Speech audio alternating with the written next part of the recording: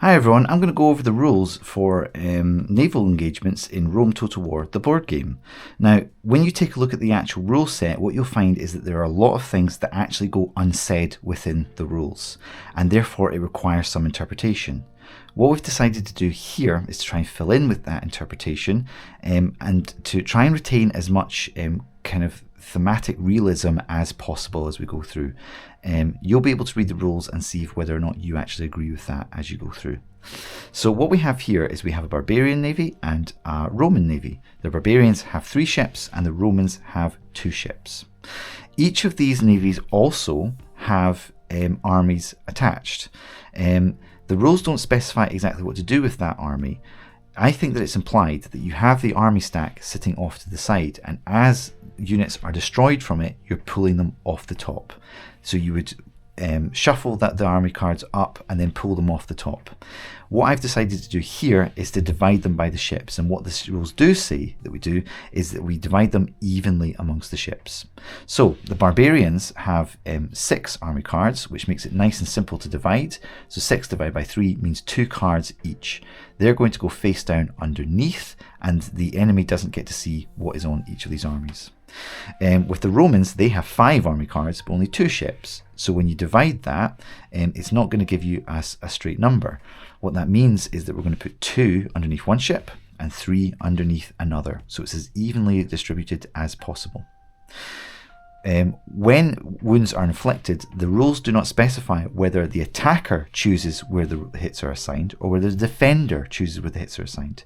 In this case, we're saying that the defender decides where the hits are assigned. This is particularly useful when you have multiple wounds but not a straight kill, which means that you could separate them across ships rather than onto a single ship, which would result in that ship being completely destroyed.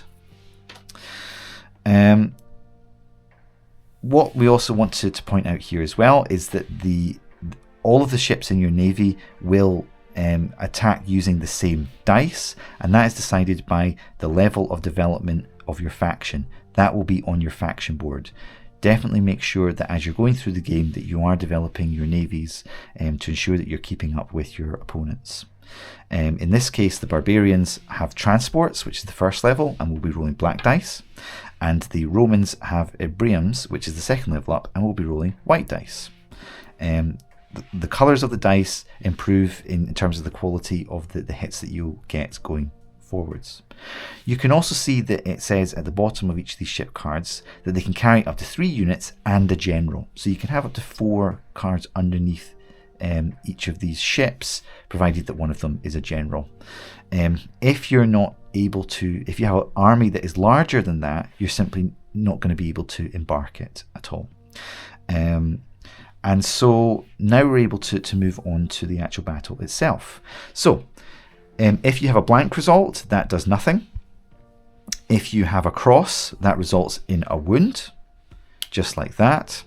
If you have managed to score a couple of wounds, the defender will get to choose whether or not they separate it, as we discussed before. The S effect can do different things. So one S effect allows you to destroy an army card. And again, the rules do not specify whether the attacker or the defender chooses the army card. In this case, we're going to say the defender chooses which army card. So they would simply take one out from underneath a stack. If you have the maritime development in place, that allows you, when you have 2 S effects, to go ahead and actually steal one of the cards from one of the ships from your opponent. It doesn't specify exactly what happens in those situations. The first thing it doesn't specify is if we have the S effects, can they be used to both destroy army cards and steal a ship? Of which I would argue, no. You either do one or the other. You could destroy 2 army cards, or you can steal a ship. Let's not get too greedy here, guys.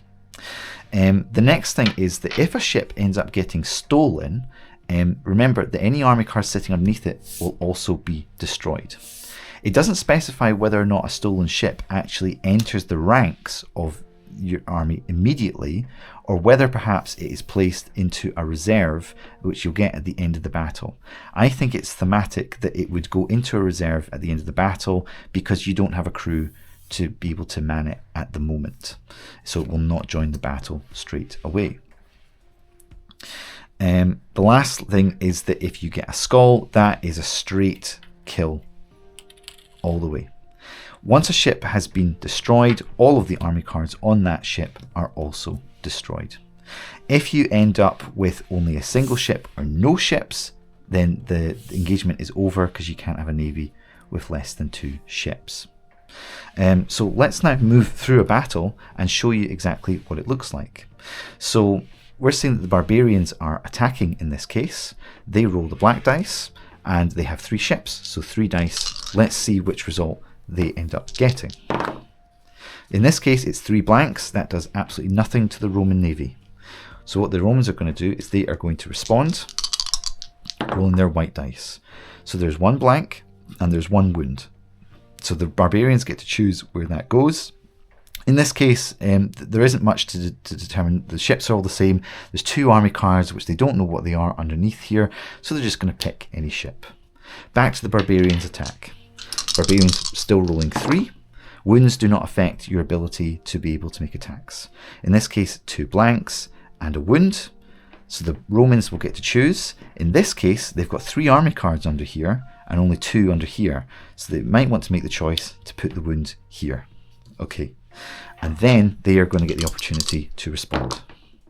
2 blanks, that does nothing to the barbarians. So then the barbarians are going to get their chance to respond once again. And we have 1 blank and 2 wounds. So in this case, the Romans will get to choose where these wounds go. So perhaps the first wound can go onto here, leading to the destruction of this ship, and the second wound would go onto here. Now, in this case, this ship is being destroyed, and it means that the army cards underneath it are also destroyed. Because that leaves us with a single ship, it means that this navy has been decimated. But keep in mind, even though you're taking turns like this, the barbarians also get the opportunity, the Romans also get the opportunity to respond in this turn with the full complement of ships that they had at the beginning of the turn. This results in 2 wounds. The barbarians get to choose where these wounds go. In this case, it would be wise for them to separate them across these ships. Then we take away the cards. As we say, this Roman ship has been destroyed along with its crew.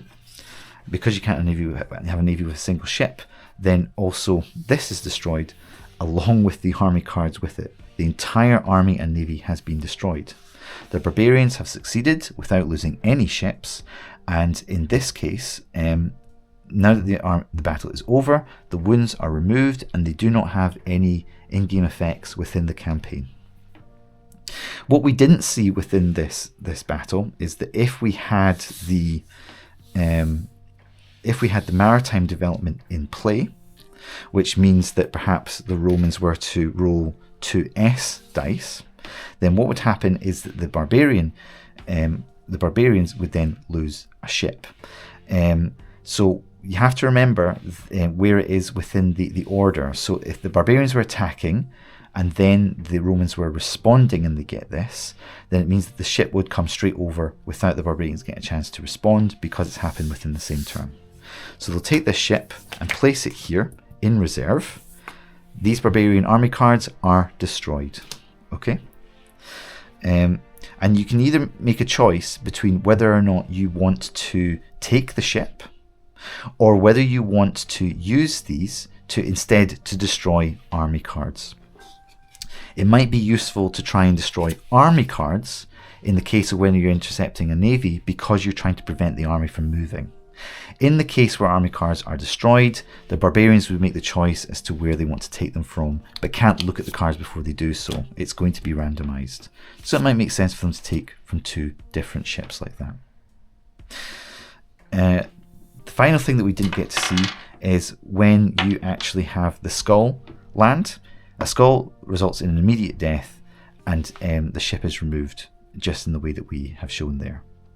When you go back onto the campaign board, remember that if the navy has been destroyed, then the miniature will come off of the board. The army that is being carried on will also come off the board, and those cards will be put into your discard pile in the campaign. As for the victorious navy, their miniature on the the map will stay in place, and these ships will all go back underneath the slot for that navy. The army cards as well that manage to survive will also go back into their slot. The army cards that have been killed will go into the discard.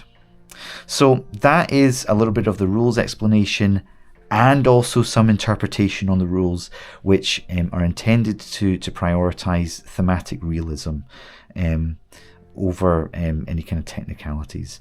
If you think that any of that is incorrect, then please go ahead and send me a message and inform everyone in the comments below. That's how I'm going to be running my naval battles. It's a shame that it does come down to interpretation, because there's a lot that has gone unsaid, but I like the way that this plays out, and if it seems fun to you, then I hope you do the same. Right, well, thanks for taking the time to watch. Catch you later.